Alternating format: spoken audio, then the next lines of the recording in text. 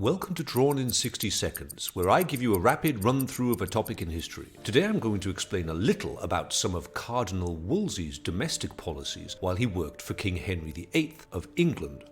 As boring as it may sound, in Tudor England, landowners began to put fences or hedges around their land, enclosing it. They found they could make more money by raising sheep and other animals than by farming or renting out the land. Because sheep farming required fewer men than farming, unemployment soared. Landowners even enclosed common land so that poor peasants could no longer graze their own animals. Wolsey tried to support the poorer classes by bringing lawsuits against landowners, some 260 in 1517. But this action did not reduce the number of enclosures and made Wolsey the enemy of the wealthier classes.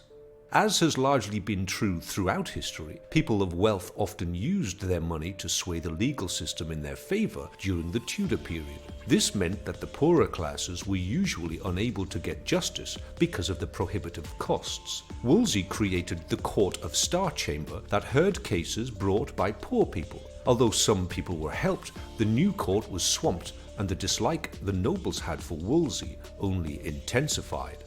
Wolsey had to deal with Henry's lavish spending, often having to come up with innovative ways to raise money. In 1525, Henry wished to invade France, and Wolsey found it necessary to raise a tax without asking Parliament, despite high taxes having still not been fully collected from previous years. However, to avoid the unpopularity of another tax, Wolsey introduced what he called the amicable grant, a so-called voluntary gift to the king.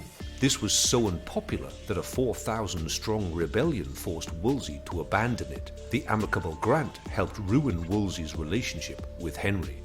King Henry's royal household was so expensive to run, catering for servants to family to friends, that Wolsey decided to reform the way it was run.